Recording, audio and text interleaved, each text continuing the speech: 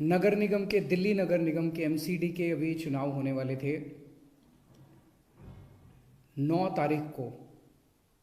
जो दिल्ली चुनाव आयोग है, स्टेट इलेक्शन कमीशन है दिल्ली का, उन्होंने सुबह सुबह एक प्रेस इनविटेशन भेजा कि आज शाम को 5 बजे चुनाव आयोग एमसीडी के चुनावों की तारीख का ऐलान करेगा, डेट्स ऐलान करेगा, किस तारीख को नॉमिनेशन होगा, किस तारीख को विड्रॉ किया जा सकता है, चुनाव किस तारीख को होंगे। शाम को 5 बजे चुनावों का ऐलान होना था, तारीखों का ऐलान होना था।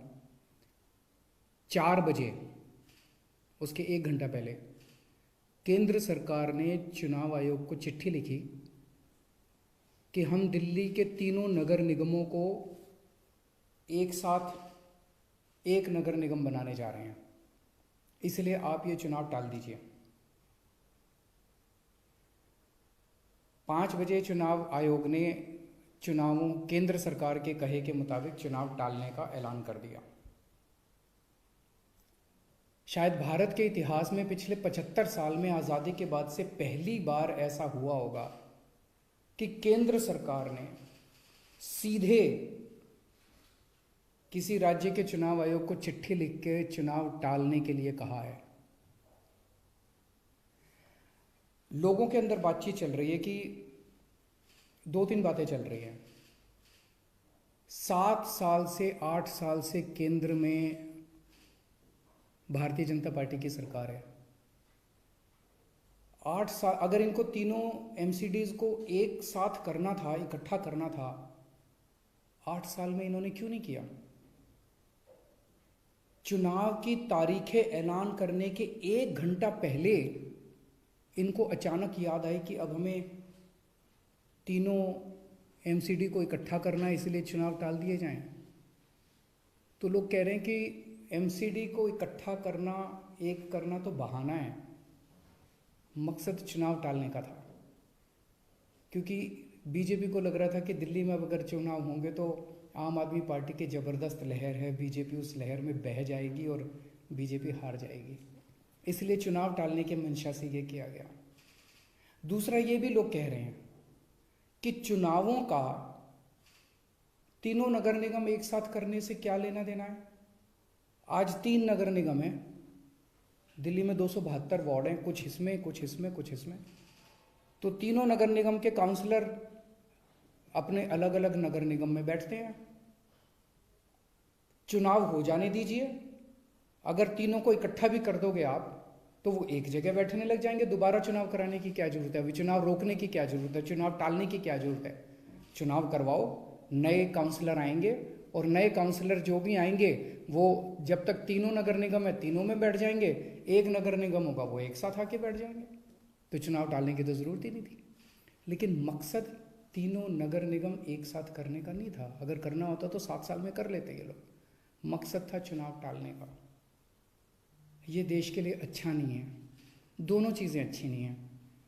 जो केंद्र सरकार ने चिट्ठी लिख के चुनाव टालने को कहा वो भी ठीक नहीं है, और चुनाव आयोग केंद्र सरकार के सामने झुक गया और चुनाव टाल दिए, ये भी अच्छा नहीं है जनतंत्र के लिए। मेरी हाथ जोड़ के प्रधानमंत्री जी से अपील है, प्रधानमंत्री जी, सरकारें आती जाती रहेंगी, कल आप भी नहीं होंगे, कल मैं भी नहीं होऊंगा। हम इम्पोर्टेंट नहीं हैं, लोग इम्पोर्टेंट नहीं हैं, पार्टियां इम्पोर्टेंट नहीं हैं, देश इम्पोर्टेंट है। अगर हम चुनाव आयोग को दबाव डाल के चुनाव कैंसिल कराते हैं, इससे चुनाव आयोग कमज़ोर होता है, और चुनाव आयोग कमज़ोर होता है, चुनाव कैंसिल होते हैं तो देश कमज़ोर होता है। हम सबको मिलकर देश की रक्षा करनी है। किसी भी हालत में हमें इंस्टीट्यूशंस को कमज़ोर नहीं होने देना। मेरी आपसे हाथ जोड़ के विनती है, चुनाव कैंसिल मत कराइए। अगर चुनाव कैंसिल होते हैं, ये जनतंत्र के लिए बहुत बड़ा खतरा है। आज ये कहा जा रहा है कि हम तीनों एमसीडी एक करना चाहते हैं, इसीलिए चुनाव टाल दीजिए। कल को मान लो लोकसभा का चुनाव है, उसके पहले अगर कहा जाएगा कि ये पार्लियामेंट्री सिस्टम अच्छा नहीं है, हम प्रेसिडेंशियल सिस्टम लाना चाहते हैं, संविधान में बदलाव करना चाहते हैं, इसलिए चुनाव टाल दीजिए, तो क्या चुनाव टाले जाएंगे? मान लो कल को कोई स्टेट असेंबली का चुनाव है, ये कहा जाएगा कि हम 2 राज्यों को इकट्ठा करना चाहते हैं इसीलिए चुनाव टाल दीजिए, तो क्या चुनाव टाल दिए जाएंगे? क्या जनतंत्र के अंदर चुनाव ऐसे टाले जा सकते हैं? ये बहुत बड़ा प्रश्न है। मैं प्रधानमंत्री जी से यही निवेदन करना चाहूँगा, कल केजरीवाल भी नहीं रहेगा, कल मोदी जी भी नहीं रहेंगे, ये देश रहेगा। इस देश को अपने को कमज़ोर नहीं करना। मुझे नहीं पता कि राज्य के हमारे जो स्टेट इलेक्शन कमिश्नर हैं उन पे ऐसा क्या प्रेशर डाला गया, उनको क्या धमकी दी गई, इनकम टैक्स की, ईडी की, सीबीआई की कोई धमकी दी गई, या वो अभी अप्रैल में रिटायर हो रहे हैं तो उनको पोस्ट रिटायरमेंट कोई लालच दिया गया, मुझे नहीं पता क्या दिया गया, लेकिन वो तुरंत 1 घंटे के अंदर चुनाव टालने को तैयार हो गए। ऐसे संस्थाएं कैसे चलेंगी? और मैं हमारे स्टेट इलेक्शन कमिश्नर से भी कहना चाहूँगा कि सर, अगर आप ऐसे चुनाव टाल देंगे, ये तो जनतंत्र ही नहीं बचेगा। हम लोगों ने आज़ादी किस लिए पाई थी? इस देश ने आज़ादी किस लिए पाई थी? जनता का राज है, जनतंत्र है इस देश के अंदर। आप ऐसे चुनाव टाल देंगे तो जनतंत्र ही नहीं बचेगा।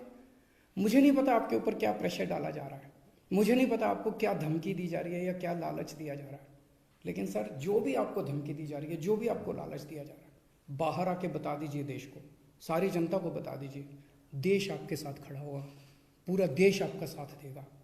पर झुकिए मत सर, किसी के सामने मत झुकिए। देश की बात है, जनतंत्र की बात है।